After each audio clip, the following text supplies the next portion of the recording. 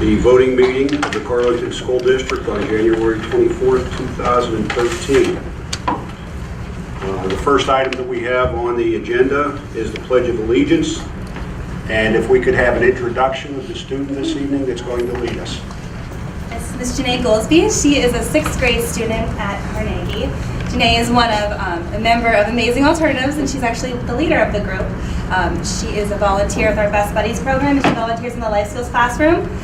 She has also been a Hudson Hero winner this year. Since she was our winner, so we got to go out to lunch with Mrs. Bevan and Sergeant Kennedy. I was thinking of all the great things that you did. I had a long list here.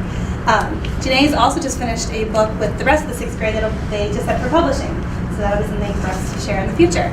Do you want to talk about pause or talk about anything? Why don't you talk about the book that you wrote? Mine's are all different pens. So yours was a poetry book? Yeah, other people read their book. Or another book. But you decided to be poetry. Ready to do the pledge? All right. Oh, very good.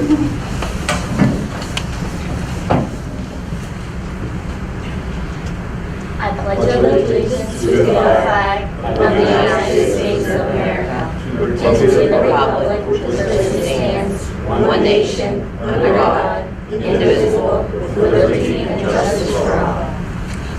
Thank you very much.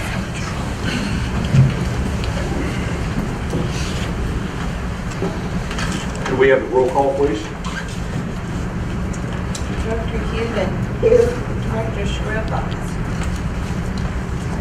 Director Apple. Here.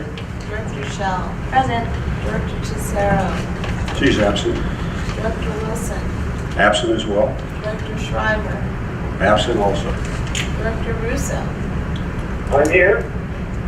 And Director Wolkowiak. Here. The next item on the agenda is a presentation of a report, I believe a financial report for the year ending June 2012. Is that correct? Yes. Could you introduce yourself, please? Yes. Good evening.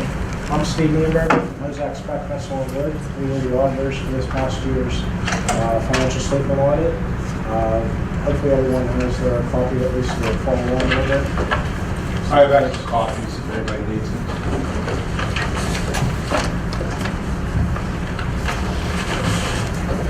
Where did you have? You got it.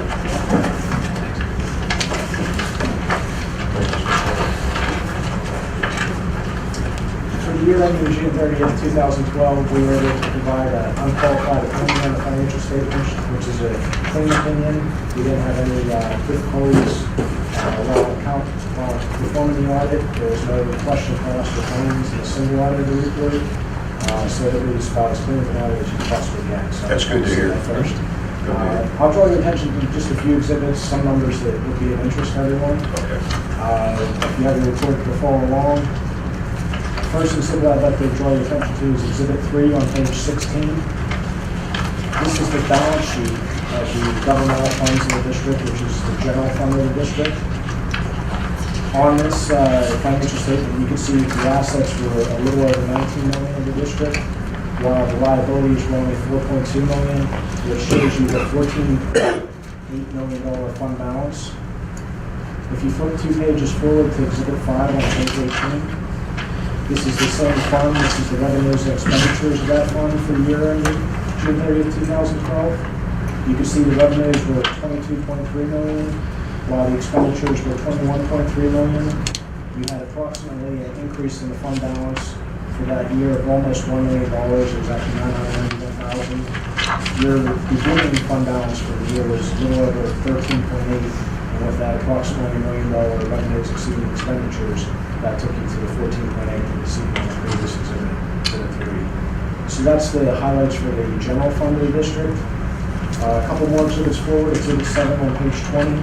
This starts the 3 exhibits for the food service fund of the district. The main thing I want to point out there is on the next exhibit, Exhibit 8. What page? That was a cough. If you want to look at page 21 now, this is Exhibit 8. This is the revenues, expenditures of the food service fund for the year. You can see for the year that the revenues exceeded the expenditures in total in the food service fund, about $34,000, which Just like the general fund balance increased during the year from about $280,000 at the beginning of the year to $315,000 at the end of the year, which is a positive balance in the food service fund. Then on page 24, this shows the fiduciary funds of the district, which is the student activity funds. And what you can see there is at the end of the year, you have a little over $30,000 in the student funds. As a general comment, we have footnotes in this report. The main thing I'd like to point out, you'll see in there's no long-term debt footnote, which is a very positive thing because you don't have any general obligation bonds outstanding, which is you haven't had that for the last couple of years. As you flip through the footnotes and highlights various aspects of these financial statements, I think the biggest thing I want to point to next was starting on page 43, there's a budget to actual analysis of the underfunding of the general fund. This shows you where your actual may have exceeded or came short of the budget amounts. And just like we talked about, this will show you that same approximately $991,000 increase in fund balance because the revenues exceeded expenditures in total and actual. And after that, we get to the single audit in the report, which begins on page 51. There's the company letters, as I mentioned earlier, there was no findings or question cost. There's no conflict with single audit. And then on page, actually 58, it shows all the federal programs in the district. And I just want to point out that this year, you're back to a more normal level of federal programs because the last 2 years you had a lot of hair monies, which increased the number of programs that we were auditing and also the number of programs that we were putting on the report schedule. And just in summary, as I already mentioned, it's a clean audit. We also didn't have to provide a management letter this year, which is also another good thing. That's a letter that gives you some recommendations for strengthening your internal controls. We didn't need any weaknesses for June 30, 2012, so there wasn't such a letter. So that's just a very brief overview of the financial statements. And just wanted to have any questions on them. I'm happy to have something I said or if you looked at it previously, the financial statements. Any questions? So on page 43 of the schedule of revenues, expenditures, and changes in fund balance, to get the increase in the fund balance, you add the total revenues from local sources and total revenues from state sources, and that would come up to 900. If you look at revenues from the state, local, federal, and then compare them versus the expenditures, if you took the revenues over the expenditures, you would come to that same number. Okay. And actually on page, what is that page number? Page 49, if you look on the actual budgetary basis column, that's the second column from the right, down there towards the bottom, it says net change of fund balance. It shows how it's at $999,000, and it's that same fund balance July 1st, 2011 at 13.8, and then it shows you how it's there 14.8. This is just a more detailed breakdown of the revenues and expenditures that shows how it's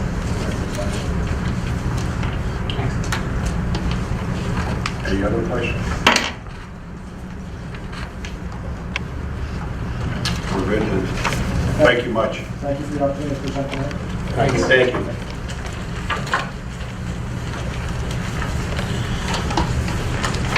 Okay, the next portion of the agenda is the public comment on business before the board. Seeing nobody signed, we'll move beyond that to the approval of the minutes for the January 10th, 2013 meeting.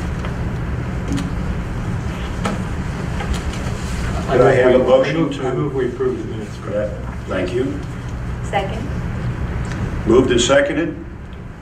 We'll have a vote. All those... Comments. Comments? Yeah, I have a Thank you. comment. Okay. There's a mistake on the amount of money that is returned to us from Parkway. The typographical error had one more zero to the tune of $600,000 instead of $60,000. Is that, can you confirm that, Kirk? The figure is 63,912, I believe. It's not 600,000, it's But 63,000. minutes say 600,000. I emailed. Where is Oh, there that it on the minutes? Second page. Oh, page 2 of the minutes of last meeting.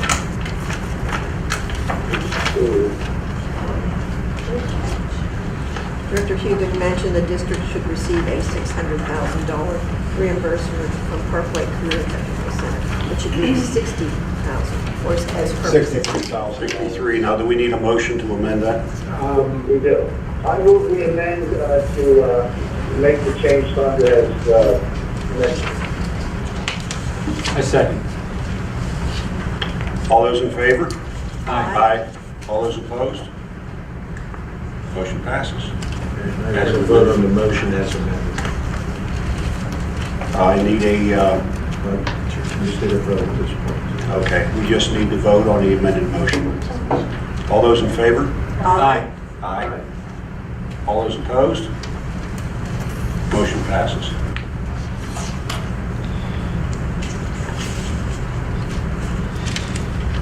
Executive session is for personnel and negotiations.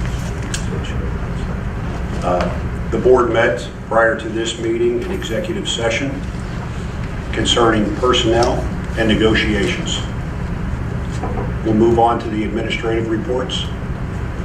And we can start with Mrs. Myford. Would you mind going first? Sure, that's fine. I handed out information to everyone because we're looking for career speakers. We're not having a career day as we did in the past, so this is for your information and reference if you'd be interested in attending that. And I wanted to announce that we got our first amount of funding from the 21st Century Grant, which was $27,000 received by the district. And that program is proceeding and growing.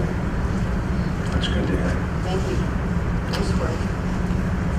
Next, Mrs. Hudson. Sure. Next week, Thursday and Friday, Carnegie Elementary will be having their talent show. So admission is $1 with a non-perishable item that will go for the Backpacks for Kids program. And I'd like to congratulate 6th grader Rory Doherty, who will participate with the district band. Now, I thought that I read in the board packet that Crafton and Carnegie are having those one day apart. Is that correct? And they're both going to be held at the high school? No. Ours is tomorrow. Oh, Crafton's is tomorrow? Yeah.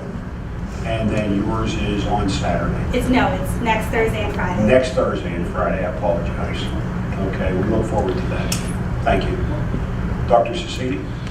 Just very briefly, I know it doesn't seem like, but we're soon wrapping up the winter sports season. We'll be starting our junior high girls volleyball team soon, as well as getting ready for moving forward with the sports program for the spring sports.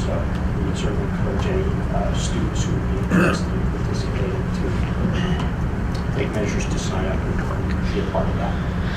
Very good.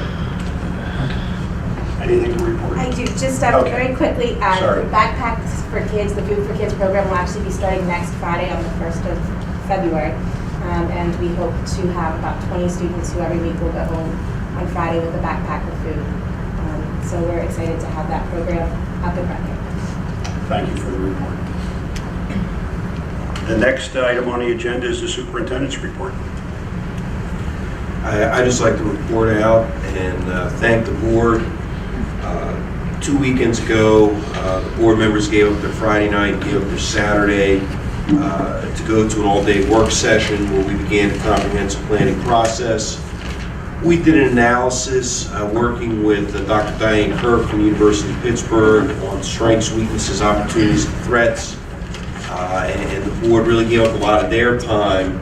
And we went beyond both the sessions on Friday and Saturday, the time that we allotted as we sat down and trying to prioritize not only what our strengths are, but what our needs are, and how we're going to move forward into the comprehensive planning process for the district. Key to that moving ahead is the building renovation process. As you all know, we've hired John Thomas Williamson to be our construction manager. Last Saturday and Sunday, the board and I, and John Riccio on Sunday, and John Thomas went to Crafton and Carnegie to do an overview of the buildings. We looked at everything from the types of boilers to the basement at Carnegie for concerns some teachers had about lighting and air. We looked at the power sources coming into the buildings. We looked at the vestibules and tried to get a spatial relationship of where a captured vestibule would be and how that would look. I thought it was a very valuable session for the board. It was valuable for myself, still being relatively new to the district. But I think we're on a good start in January with an idea of where we want to go, an assessment of what some of the district needs are. We're moving forward with Mr. Mantich and the assistance of the Federation and the building administrators on aligning our curriculum to the new Pennsylvania Common Core. And it's been a rigorous process. But again, my concern as superintendent is that our district is really playing catch up to be able to get the curriculum written to be ready for the fall. My eye at this point in the year as we go into budget and comprehensive planning is to be ready for the kids and the building renovations, is to be ready for the kids and the staff when they come to the doors in September. So with that in mind, and trying to keep our finger on the pulse of the Pennsylvania Department of Education's changes to the curriculum, the PA Common Core, and the new changes to the PSSA for the elementary level, as well as the Keystones, which, as you all know, we already tested this December, the testing window. So we have a lot of things going on as we're moving ahead, and the purpose of getting the curriculum written, getting it in place, is to be ready for the fall for the PSSAs, because that's going to be changed, and our curriculum has to be changed to match that. Items that were taught maybe in previous years in trigonometry, for example, may now be taught in geometry. Things that might have been taught in Algebra 2 are now being taught in Algebra 1 and so on. A lot of content is being pushed down to younger grades. Mr. Mantich did a presentation on the Keystones to do a brief overview at our last board meeting, but it is an ongoing project. And my goal for the curriculum is that once we have it and we have it done in electronic format, that it's going to be a living document. It'll be online for anybody in the community to take a look at, and then we'll be able to continually update and revise. So it's not in a binder that sits in a shelf, but it's something that people can access and we'll be able to modify fairly more efficiently than the way it's been done in the past. So that's a quick snapshot of where we are as we move ahead. But overall, again, I've been very pleased. I know change is difficult, and I think it's easy when you've had success to want to rest on your laurels, and this has been a successful district. But I think if we got to move ahead, we got to change the way we do things, because things are changing around on us. Another thing that I just want to mention also, in light of the aftermath of the tragedy in Newtown, the regional superintendents have been meeting together to work together on some common language and some common plans for crisis response.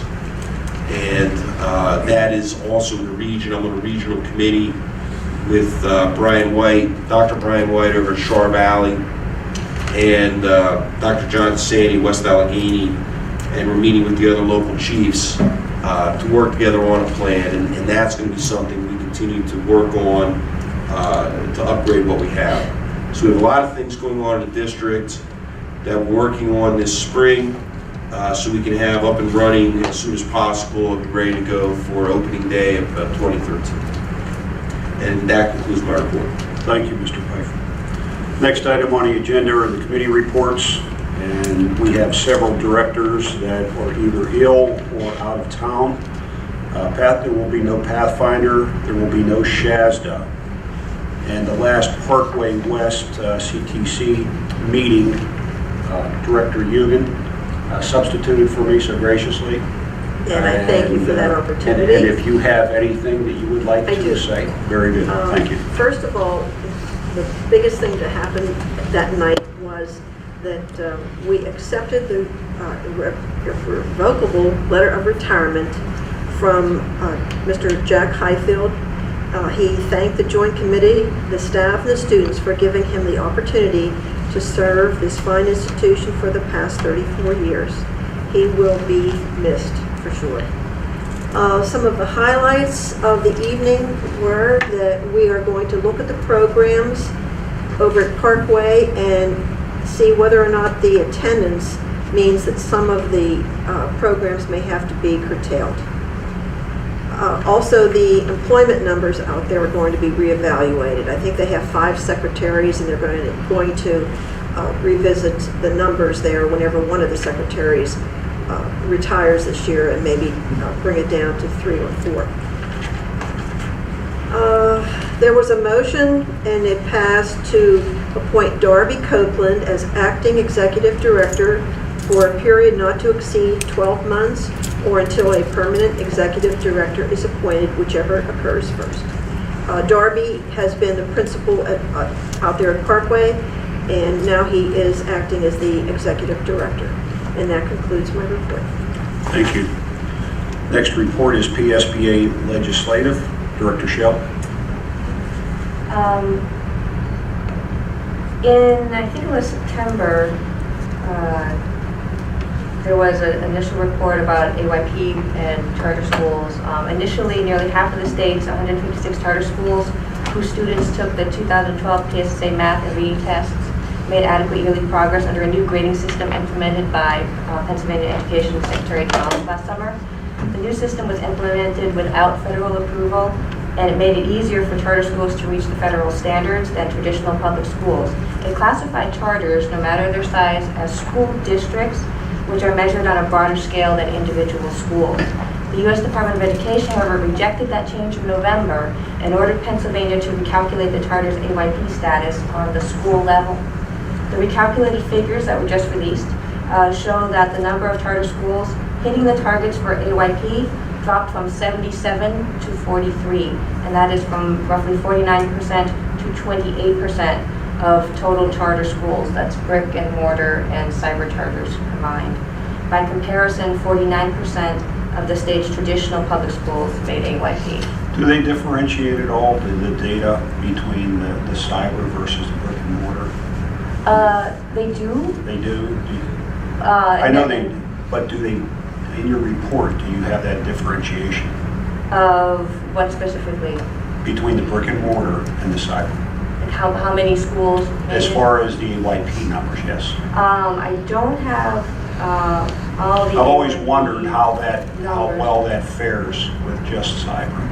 Okay, I have a chart that I can send to you. I believe, if I can look in, that none of the cyber charter schools make Well, AYP. yeah, I mean, with the recalculation, no, there were no cyber charter schools that made AYP this year. If you're looking for exact numbers by schools, I can't tell you that. No, that's all I'm looking for. No, with the recalculation, no cyber charter schools made AYP this year. I think. Let's see, with the recalculation, no cyber charter schools in Pennsylvania made AYP. The recalculation has, this is a quote from, I think, the Morton Call. The recalculation has its most significant effect on the status of brick and mortar charter schools, which accounted for 76 of the schools originally designated as making AYP. Only one cyber charter school, 21st Century Cyber Charter, based in Exton outside Philadelphia, made AYP under the original calculations released in September. It has been downgraded under the new calculations.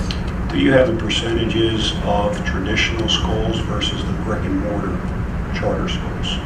How they compare as far as AYP? The only one that I have, the only percentages that I have in this report is the fact that 49% of the traditional public schools made AYP, and then that total number, the 28% of brick and mortar and cyber, the total number is the only number that I have. But there are graphs and charts that I can send to you via email. I was just curious while you're talking, because I think it's something that in your report it's good for everyone to hear. And so the interesting thing is that Tamales didn't announce that he had switched over to district-based system for charter schools when he released the 2012 PSSA results in September, but he did blame that drop in scores on higher testing rules he instituted in response to ladies that were episodes of cheating. So I'm still a little bitter about that. So the fact it was this recalculation mishap, I guess, that is to account for that is something to keep an eye on as we move forward with new standards. And everyone needs to remember that charter schools are public schools and are held to No Child Left Behind regulations where they have to make AYP. How you calculate that is a little bit different because when you do it for, if you're doing it at a school level, I'm trying to get into it. A school makes AYP if a percentage of the students in each tested grade scores proficient or advanced, right? And the scores are broken down further by demographics. So if one demographic group in any grade level fails, the whole school fails. But a district is measured on a broader scale and it uses grade spans, 3 to 5, 6 to 8, 9 to 12, even though 11th is only tested. And if only one of the 3 grade spans hits AYP, then the district hits AYP. So it's a broader. Understood. Good explanation. If that makes any sense. It's still. It does. Thank you. Any other questions that I won't be able to answer? No, sorry. You're asking what percentage of brick and mortar charter schools that made? Yes, 43 out of 144. 43 out of 144. Which is- That's at 28%. Yeah, compared to, what is it, did you say 49%? 49%. 49% Traditional traditional Of schools. traditional public Yeah, schools. that's a big difference. But the old calculations it was sort of reversed. Understand. Yep, they tried to up the percentages. So, I mean, so when we talk about school choice, we have to be honest and Exactly. school choice, I think, is a discussion worth having and Yes. and a system worth working, but it has to be accounted for equally. Okay. Thank you. And on a totally different note, the Pennsylvania Governor's Schools for the Sciences is returning to Carnegie Mellon University this summer. This is a summer program that grants high school students the opportunity to participate in engaging rigorous instruction in biological sciences, chemistry, physics, mathematics, and computer science. And it runs from June 30th to August 3rd. Interested students should apply by February 15th at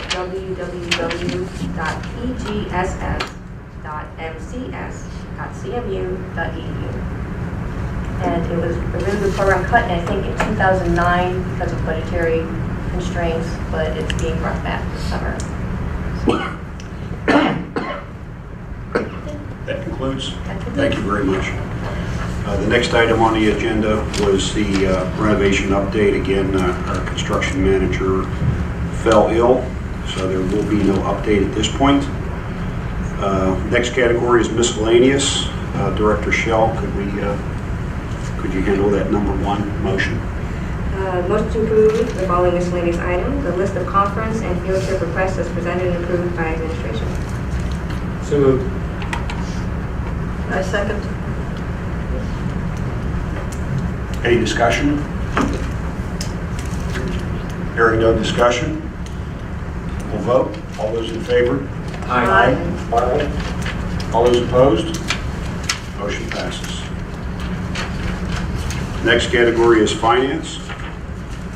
I see 11 motions that I assume that we are all going to, we're still going forward with all 11 motions. Yes. And I'll go down through the motions. Item number 1, the treasurer's report for the month of December as presented.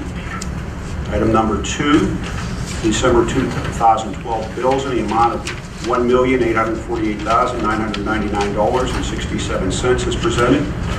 The audit report of the district as presented by Hosack, Spetz, Butzel, and Wood LLP for a financial year ending June 30th, 2012. Item number 4, the earned income tax refunds for Roslyn Farms as presented by Jordan Tax Service, Inc. Item 5, resolution number 453-13 representing Act 1, the Taxpayer Relief Act, which requires school districts to limit tax increases to the level set by the inflation index unless the tax increase is approved by voters in a referendum or the school district obtains certain referendum exemptions from the Department of Education or a court of common pleas. The district's index rate for this coming year, is that correct, Kirby, is 2.1%? Yes. Item number 6, the agreement and resolution number 454-13 to designate Jordan Tax Service as the pre-2012 delinquent earned income tax collector for the boroughs of Carnegie, Crafton, and Roslyn Farms as presented. Item number 7, the agreement between the district and Allegheny Connect Consortium for the procurement of telecommunications and/or internet access services as presented. Item number 8, the Allegheny Connect Regional Wide Area Network Service Order, extension for the period of July 1, 2013 to June 30th, 2015 as presented. The December 2012 Athletic Fund Report with an ending balance of $6,163.50 as presented. The December 2012 Activities Fund Report with an ending balance of $41,924.89 as presented. And the letter of agreement, number 11, the letter of agreement between the district and Presley Ridge for continued student services through the 2013-2014 school year as presented.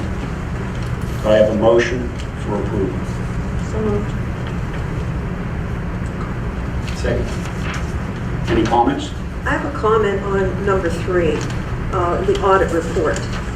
The gentleman that was here and spoke to us tonight mentioned that there is an excessive amount of money in this school district to the tune of $991,922. Now, if that was accumulated this year as an increase, will that same amount be accumulating again next year?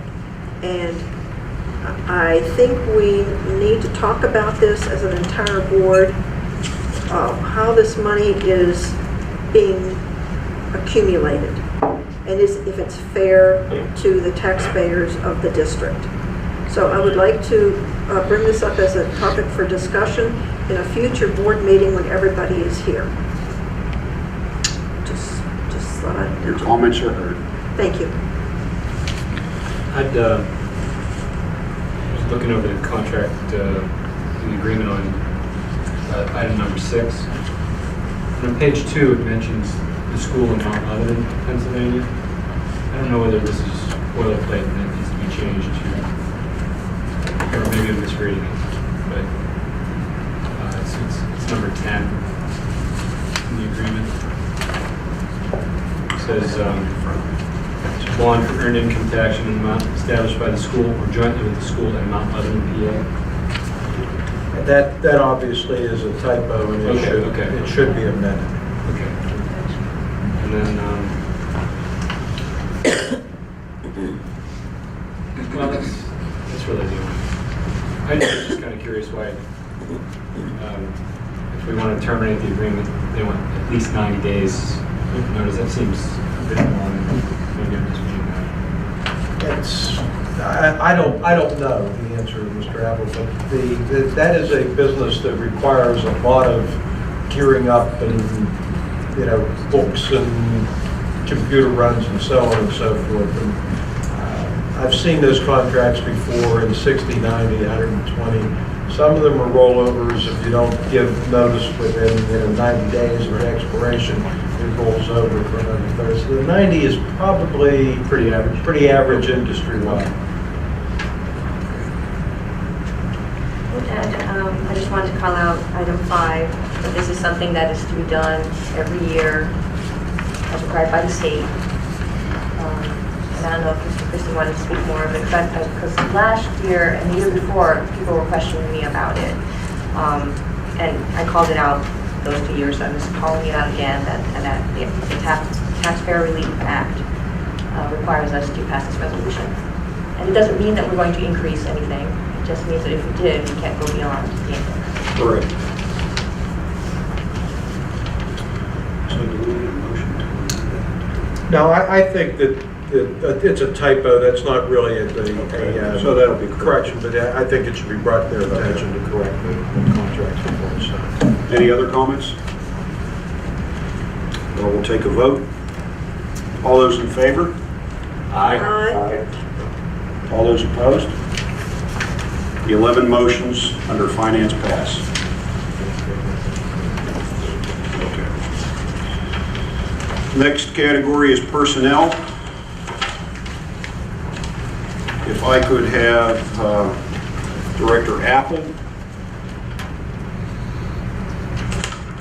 read the motions, all except for number 3. Number 3. Yes. Motion to approve the following personnel items. 1, Sharon Daly for the position of general cafeteria worker under the terms of the secretarial cafeteria aid bargaining unit agreement. Number 2, the following addition to the 2012-2013 Yes. should read day-to-day substitute list per recommendation. Adam Kosnick, science and biology.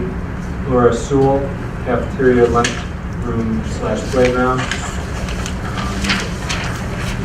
4, the addition to the 2012-2013 supplemental athletic list as recommended and submitted. Scott Wolf, assistant varsity baseball coach. Adam Neiswanger, JV baseball coach. Robert Watson, assistant varsity boys tennis coach. Chris Mangum, assistant junior high wrestling coach. A volunteer with all clearances is Richard Klein for baseball. Item number 5, proposal for the addition to the list of supplemental athletic activities for the junior high track and field program for the 2012-2013 spring season, and to post for the following coaches. Head junior high track coach for $1,565 stipend. Assistant junior high track coach for $1,521 stipend. And another assistant junior high track coach for a $1,521 stipend. 6, the resignation of Janine Butts as elementary mathematics curriculum coordinator effective immediately. And finally, 7, the following candidates to fill the role of as psychology interns in the pupil services department for the 2013-2014 school year as presented, pending receipt of all appropriate clearances. Amanda Graham and Patricia Surdy. And that's We have a second. Second. Any comments? I'd like to comment on number 5. I understand that this is a new program, a junior high track and field program. Did the athletic director find out if there is an interest or a sign-up sheet to do this before we hire 3 people? I believe he did. When he and I spoke about it, there is an interest for some of the kids. I think it's an excellent opportunity to be able to develop, to get more of our junior high kids involved so they become part of the school, and it would act as a feeder program for the high school track program. My concern is the number of children. I recall last track season, there was kind of a trial run of this, and there were certain teachers that volunteered to coach, and the turnout was incredible. A lot of support, a lot of interest at the junior high level. So this is looked at as being a real opportunity for us to have what amounts to a feeder system for a track and field team. So I think it's a real positive thing for this district. Thank you. Thank you. Any other comments? Are we able to say why number 3 was cut? No, it's a personnel item, and it's not on the agenda, and it's not even open for discussion. It's not on the floor, so it's not open for discussion. Any other comments? Hearing no comments, we'll vote. All those in favor? Aye. All those opposed? Motion passes. Concludes the main portion of the meeting. Next portion is for old business. Does any director have any old business that they would like to bring up at this point? I was just wondering if there was an update on where in the RFP process you are. If there's any news at all. Probably not. The RFP process, well, Yeah. Mr. Thomas would have been here tonight, so Yeah, I don't know. I don't know if you have anything you can like this with. He said, I spoke with him, he sent some things over. He's getting his team to send some more documents on the RFPs to me. I sent to you, to all the board members prior to the meeting, you may not have gotten it, updates of floor plans, and some of the things with boilers. So I was able to get that on 5:30 this afternoon. 5:35 to be exact. 5:35.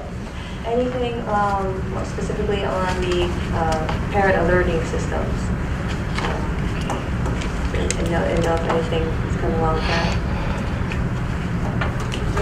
Do you mean with the automated telephone Yeah. master?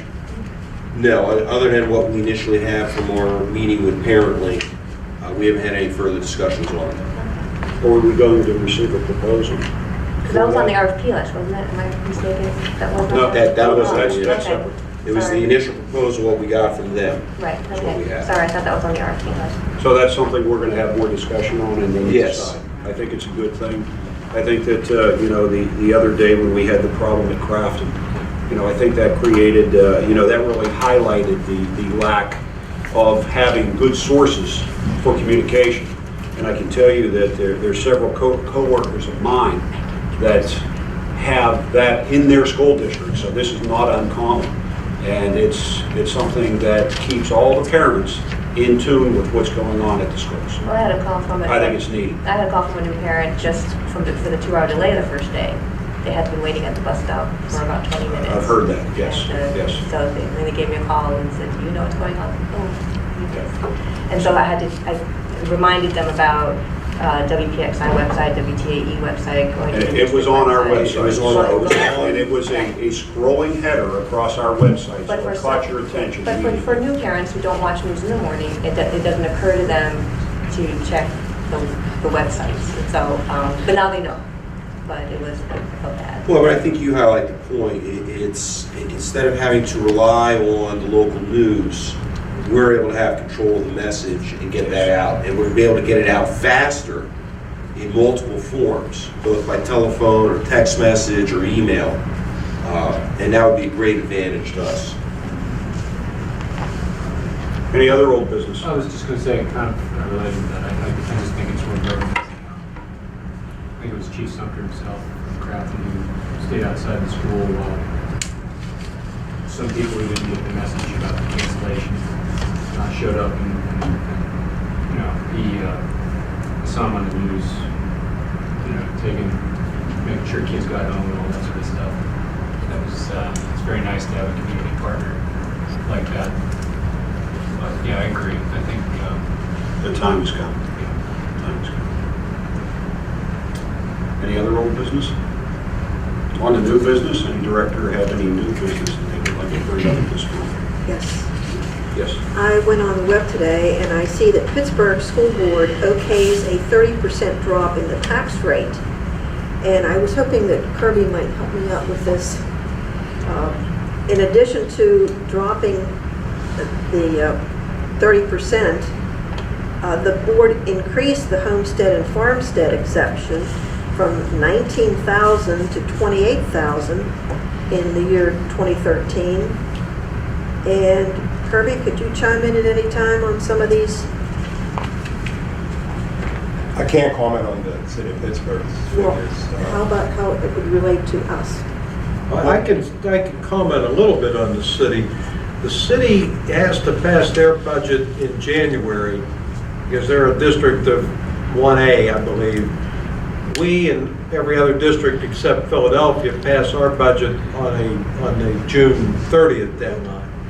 What the city did with the 30% decrease is to apply the anti-windfall provisions, which we will be doing when we get to the final budget process.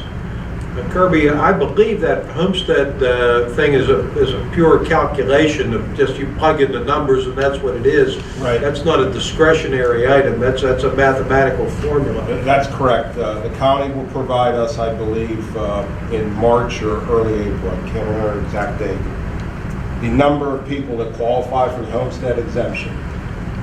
Then the state will provide us with a figure of how much money we will be receiving from the gaming money from the casinos. Then it's strictly a calculation. Last year we set that value and people were getting approximately $164. That can change from year to year. It depends on those two factors. The city had to do it now, though, because their budget has to be passed in January. They're on an annual. That's year. correct. We're on a fiscal year, July 1 through June 30th. So what the city did in July, you will be doing in May, June. cycle. I'm not saying it'll be 30%, but you'll be doing those calculations so as to comply with the anti-windfall based upon the countywide reassessment. On another note, it says the city proposes a tax break for senior citizens from 30% to 40%. Do you know anything about that? Don't know anything about that. That's rather vague. Yeah. As to how that's I have no determined. idea on that. Thanks, Kirby. It doesn't even state what the tax break is for. No. You know, I don't know if it's earned income or if it's property or Or whatever the revenue case from is. gaming. Yeah, I don't know what it is. The lottery, Yeah. Anything else on new business by any board member? Hearing nothing else, we'll move to open forum. In open forum, any of the residents of the community can comment. Do I see anybody? No comments from the, I like the track and field for the 7th and 8th graders. thank you. I do too. My son already mentioned it, so. it was He all did? brought up. He's excited about it? Yes. Good. It's a great That's what we want to opportunity. hear. It's a great opportunity. And that's both boys and girls, right? Yes. That is a wonderful opportunity. Anything else from any board members? Anyone? I think you've done a great job this evening. I think we've moved the clock along, I mean, very efficiently. So with that, I'd entertain a motion to adjourn. I move we adjourn. Second? Second. Moved and seconded. All those in favor? Aye. Aye. All those opposed? Yeah, that's one of the- Motion passes. Meeting adjourned. Thank you, David.